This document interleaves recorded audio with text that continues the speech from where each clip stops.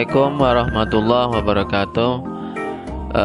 Selamat pagi semuanya. Pada kesempatan kali ini perlu Bapak sampaikan tentang kompetensi dasar mata pelajaran pemeliharaan sasis dan pemindah tenaga pada semester 5 ini. Untuk kompetensi pengetahuan yang pertama yaitu mendiagnosis kerusakan sebuah kopling. Kemudian untuk yang kedua mendiagnosis kerusakan transmisi manual, mendiagnosis kerusakan transmisi otomatis, mendiagnosis kerusakan poros propeller, kemudian mendiagnosis kerusakan diferensial, mendiagnosis kerusakan poros roda, yang terakhir yaitu mendiagnosis kerusakan sistem rem konvensional. Ada 7 kompetensi dasar ini yang harus kita kuasai pada semester 5 atau semester gasal ini. Untuk kompetensi yang pertama, kita mendiagnosis kerusakan sebuah kopling.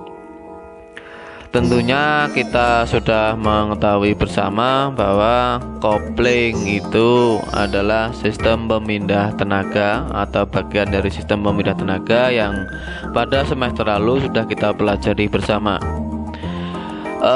Mekanisme penggerak kopling mekanis atau kopling yang menggunakan kawat begitu seperti ini ya.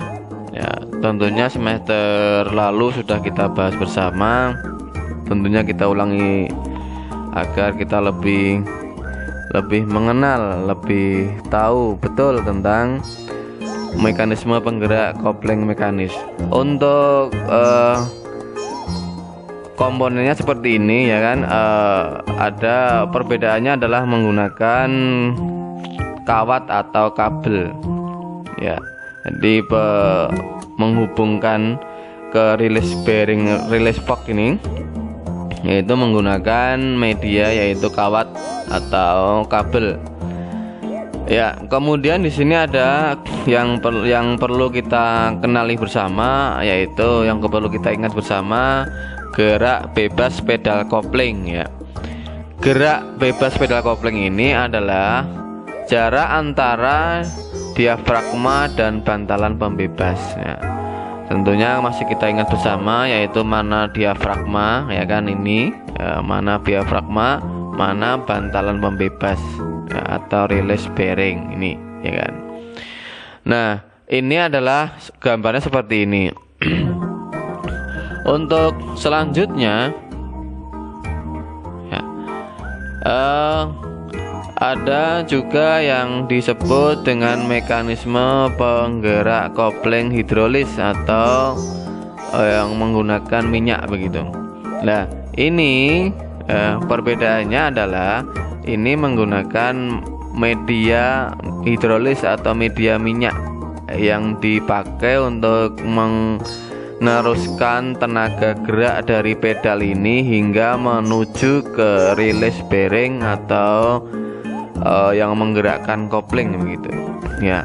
Jadi media ini yaitu menggantikan kabel atau kawat tadi. Nah, ini menggunakan minyak. Nah, tentunya kalau kita ketahui bersama bahwasanya kalau memakai hidrolis berarti ada 2 komponen yang perlu kita ketahui fungsinya. Yang pertama adalah master cylinder. Dia fungsinya adalah mengubah gerakan pedal menuju menjadi tekanan hidrolis ya. Gerakan pedal menjadi tekanan hidrolis. Nah, kemudian di sini yang kedua ada release cylinder. Nah, fungsinya adalah mengubah tekanan hidrolis menjadi gerak. Tekanan hidrolis ya menjadi gerak.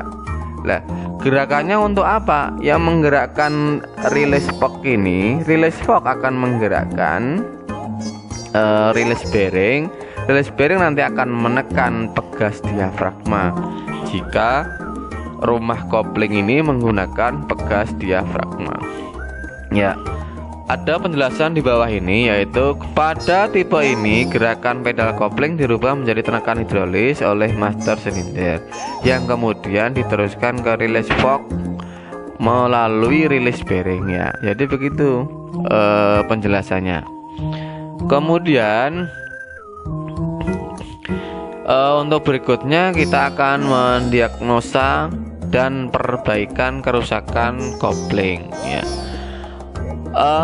Apa yang perlu kita diagnosa, mengapa kita perlu mendiagnosa dan melakukan perbaikan?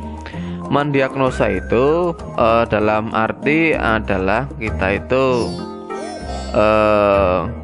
mendiagnosis atau menentukan gejala atau penyebab. Nah, dalam memelihara sebuah kopling dapat dibagi menjadi 3 jenis ya. Yang pertama adalah pemeliharaan preventif. Apa itu yang dikatakan pemeliharaan preventif? Adalah meriksa jarak pedal, jarak bebas pedal maksudnya. Nah, jadi ini adalah pemeliharaan preventif. Kemudian selain itu memeriksa tingkat cairan hidrolis ya, cairan hidrolis. Kalau kopling ini menggunakan sistem hidrolis ya. Yang berikutnya melakukan penyetelan yang diperlukan untuk memastikan operasi sistem yang benar. Ya, ini kaitannya adalah dengan pedal jarak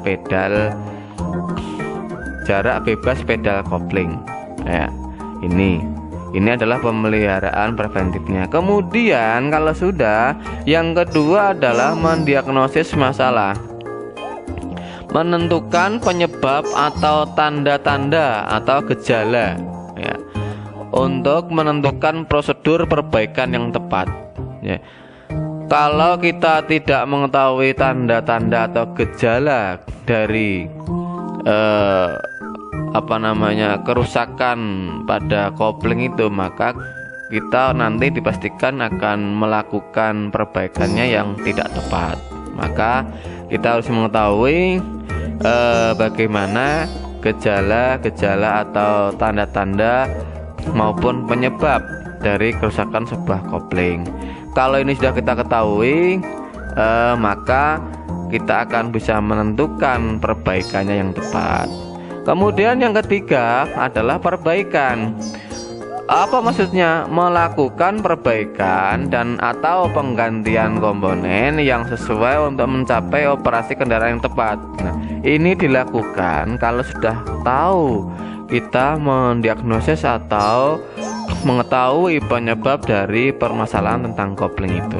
Baik, untuk mendiagnosisnya coba kita lihat bersama seperti ini ya. Nah, ini tanda-tanda atau gejala yang kita rasakan. Yang pertama adalah kopling sulit bebas atau susah pindah gigi ya, susah pindah gigi. Nah, apa ini maksudnya? Nah, nanti kita lihat videonya ya. Kemudian langkah pertama adalah kita memeriksa tinggi pedal kopling ya. Tinggi pedal kopling kita periksa dulu yang pertama. Nah, kalau sudah kita periksa, bagaimana memeriksa tinggi pedal kopling ya? Tentunya kita harus tahu juga bagaimana ini ya. Kalau sudah diperiksa kemudian ternyata kurang tinggi ya, kurang tinggi, maka perlu dilakukan penyetelan yaitu. Nah, kemudian kalau sudah diperiksa kok tidak ada masalah, artinya sudah tinggi, maka berarti kan dikatakan itu periksa tinggi pedal koplingnya sudah oke. Maka kalau sudah oke, langkah yang kedua adalah memeriksa free play pedal kopling atau yang dikatakan jarak bebas pedal kopling, jarak bebas free play. Nah, kalau ternyata kita temukan terlalu besar, maka perlu adalah kita menyetelnya. Kemudian kalau ini sudah normal, artinya di bawah standar, maka dikatakan free play-nya sudah oke. Ya, oke artinya tidak ada masalah. Maka langkah berikutnya adalah memeriksa udara dalam sistem kopling. Ya, 3. Memeriksa atau periksa udara dalam sistem kopling. Ini berlaku hanya untuk kopling yang menggunakan hidrolis. Ya, kopling yang menggunakan hidrolis. Kalau sudah, ya, kalau ini kopling yang menggunakan mekanis, maka langsung saja. Ya, kalau misalkan ini oke, langsung saja ke periksa plat kopling. Lah, ini tentunya ini adalah harus kita melakukan overhaul, ya, atau pembongkaran. Nah, sebelum ini khusus yang menggunakan sistem hidrolis, maka langkah yang keempat adalah periksa pipa kopling. Mungkin ada yang bocor, ya, atau sambungannya kurang kuat, maka kalau bocor harus diganti, misalkan begitu. Kalau sambungannya kurang kuat, ya harus diperbaiki atau dikencangkan lagi. Kalau sudah diperiksa pipa kopling yang ternyata masih baik, maka kita berikutnya yaitu periksa master silinder kopling maksudnya. Nah, ini bagaimana, kita lihat visual saja apakah itu bocor dan sebagainya. Kalau bocor, kalau bisa diperbaiki, ya, ganti silnya. Tapi kalau memang sudah tidak bagus lagi atau sudah nggak bisa dipakai lagi, maka harus diganti, kan begitu. Kemudian langkah yang berikutnya, jika ini masih oke, masih baik, tidak ada kebocoran, maka periksa rilis silinder. Berarti yang tadi rilis silindernya, ya kan, harus kita cek juga. Karena kalau minyak ini tidak sampai ke rilis bearingnya ini, maka tidak akan bisa menggerakkan pegas diafragmanya, sehingga kopling tidak akan bekerja. Oke. Sama, setelah ini selesai, kemudian kok tidak ada gejala atau tanda-tanda kerusakan, maka langsung ke periksa plat kopling. Artinya ini harus dilakukan overhaul, kan begitu. Ini jika kita mendiagnosis ke kopling sulit bebas atau susah pindah gigi. Gejala yang kedua atau tanda-tanda kerusakan yang kedua yaitu kopling slip. Kopling slip ini dalam artian adalah tenaga dari mesin tidak sampai diteruskan ke transmisi dengan sempurna. Artinya masih ada kehilangan tenaga di situ, ya, kehilangan tenaga. Di situ dikatakan adalah kopling itu slip. Langkah pertama pemeriksaannya adalah periksa free play pedal kopling atau periksa jarak bebas pedal kopling, ya. Jika tidak ada, maka perlu disetel, ya. Kemudian jika jarak bebas pedal koplingnya itu normal atau masih sesuai dengan spesifikasi, maka periksa permukaan kopling, ya. Tentunya dalam periksa permukaan kopling ini adalah kita harus melakukan overhaul dari sebuah kopling tersebut, ya. Kemudian apakah aus atau sudah tipis lah, begitu bahasa mudahnya. Kemudian berminyak atau terbakar, maka perlu diganti. Kemudian kalau ini dalam permukaannya masih baik, maka perlu kita periksa adalah seal transmisi atau crankshaftnya, ya. Periksa apakah di situ ada kebocoran, ya. Kalau apakah sudah aus, memang kalau sudah perlu diganti supaya permukaan koplingnya itu tidak berminyak sehingga menyebabkan kopling slip, kan begitu. Kemudian kalau sudah kita periksa permukaan koplingnya itu baik-baik saja atau tidak ada masalah, maka perlu kita periksa pegas diafragma atau plat penekannya. Ini berada pada rumah koplingnya atau penutupnya, ya. Kalau sudah aus atau terjadi keausan yang luar biasa, maka perlu diganti unit koplingnya ya.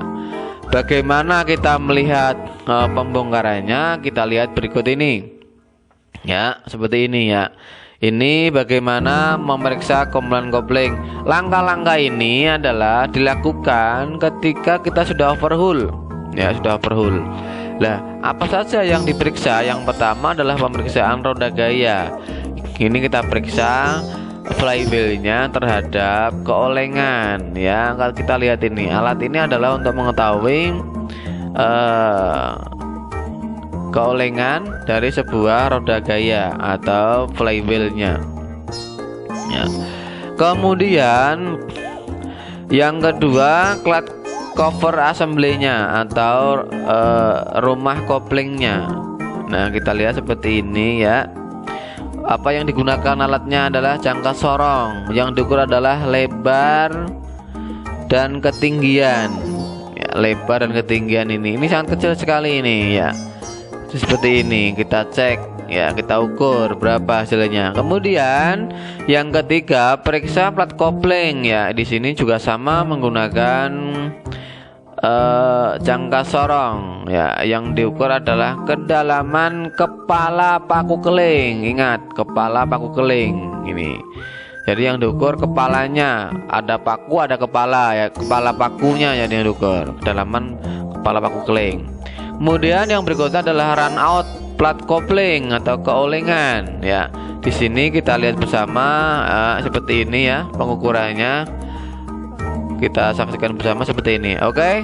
Kemudian yang terakhir adalah memeriksa release bearing atau batalan pembebas. Apa yang diperiksa? Yang pertama adalah kelancaran berputarnya bearing tersebut. Kemudian kita tekan seperti ini, ada arah panah ini ya. Ya, ditekan. Bagaimana? Apakah dia ada spellingnya atau ada gerakannya yang sangat besar? Maka kalau sudah pergerakannya tidak lancar, misalkan yang berikutnya terjadi kekocakan yang besar, maka ini harus diganti. Kalau tidak diganti nanti akan bersuara.